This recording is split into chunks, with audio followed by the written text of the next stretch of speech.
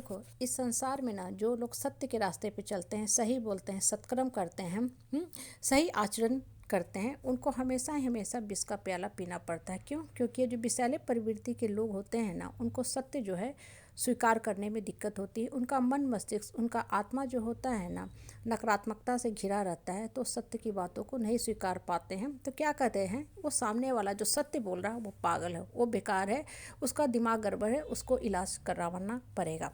और होता क्या है ना, चूँकि जो इंसान अंदर से मजबूत नहीं होता है, वो थोड़ा देर के लिए हिल जाता है। उसको लगता है वास्तव में मेरा दिमाग क्या गड़बड़ है, मुझे इलाज की ज़रूरत है।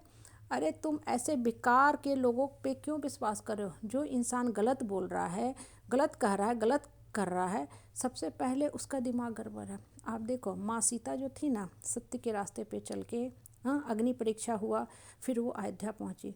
उनको गलत शब्द बोला गया। बोलने वाला कौन था? धोबी था। वो धोबी से उलझने नहीं गई, उनको पता है कि हम सत्य हैं। वो चुपचाप वन में चली गई, उठ के चली गई, वहाँ बैठे नहीं रहीं, आर्गुमेंट करने के लिए नहीं रहीं। द्रौपदी का चीरहरण किया गया। किसने किया? करने वाले कौन थे? वो दुराचारी थे। वो कौन थे? कौरव थे। उन्होंने किया द्रौपदी का चीरहरण। द्रौपदी पतिव्रता थी, उसकी पतिव्रता का पहचान कहाँ पे था, कहाँ पे जमा था? श्री कृष्ण के पास जमा था। श्री कृष्ण के बही खाता में द्रौपदी की सत्यता का प्रमाण पत्र था। इसलिए जब द्रौपदी ने आवाज़ दिया तो श्री कृष्ण उसके रक्षा के लिए आ गए। इसलिए जब भी आप सत्य के रास्ते पे रहते हो ना, लोगों के सामने अपनी सबूत देने मत जाया करो। बुद्ध सत्य के रास्ते पे थे, उनके रास्ते में भी कई रोड़े आए, लोगों ने उनको भी गलत करार करने का कोशिश किया, उनके खिलाफ भी तरह तरह की बातें फैलाने का कोशिश किया। सुकरात सत्य के रास्ते पे थे, उनको भी विष दे के मार दिया गया।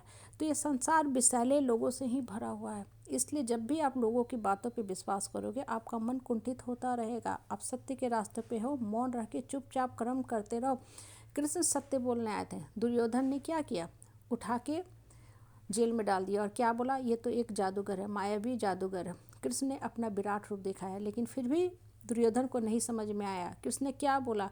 बांध दुर्योधन, बांध मुझे। और सारे जंजीरों को कृष्ण तोड़ते गए। क्यों? क्योंकि कृष्ण जो थे साक्षात विष्णु रूप में, भगवान के रूप में धरती पे आए थे, लोगों को सत्य की शिक्षा देने आए थे, लोगों को धर्म के रास्ते पे चलने के लिए प्रेरित करने के लिए आए थे। मीराबाई कृष्ण की अनन्य भक्त थी, उनको भी विष का प्याला दिया गया, उनको भी मारने की कोशिश किया गया, उनके खिलाफ भी तरह तरह की बातें फैलाई गई, और मारने वाला कोई और नहीं, उनका अपना पति था। लेकिन वो सत्य के पथ से नहीं हटी। कहने का मतलब क्या है? जब भी आप सत्य के रास्ते पे रहोगे ना, लोग आपके खिलाफ गलत बातें बोलेंगे ही बोलेंगे, क्योंकि उनके दिमाग में नकारात्मकता का परत दर परत इतना चढ़ा हुआ है कि वो सत्य देख ही नहीं सकते हैं। और जो इंसान सत्य नहीं देख सकता ना, वही संपत्ति का भी लोभी होता है। आप किसी की निस्वार्थ भाव से सेवा कर रहे हो, निस्वार्थ भाव से शिक्षा दे रहे हो।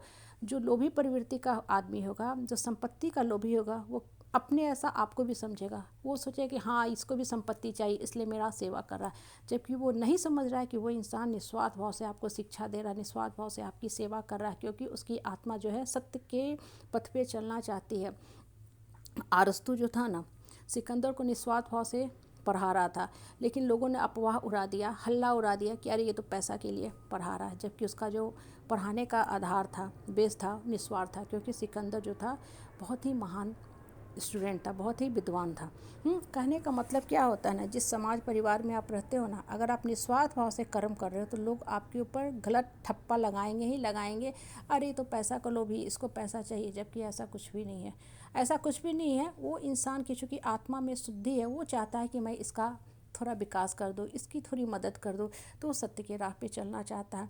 आप देखो पैसे की क्या कीमत होती है। जो इंसान अर्श से फर्श पे जाता है ना, उससे पूछो, जो जेल में बैठा हुआ है, हाँ, जो कोर्ट कचहरी के चक्कर लगा रहा है, जो सस्पेंड होकर घर में पड़ा रहता है, उससे पूछो कि पैसा उसने कैसे कमाया है, उसका आत्मा जानता है।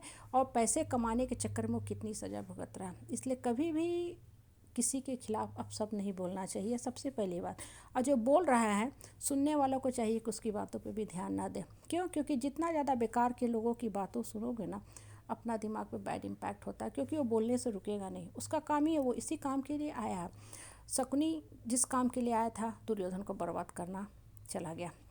मंथरा किस काम के लिए आई थी? कैकेयी को बर्बाद करने के लिए।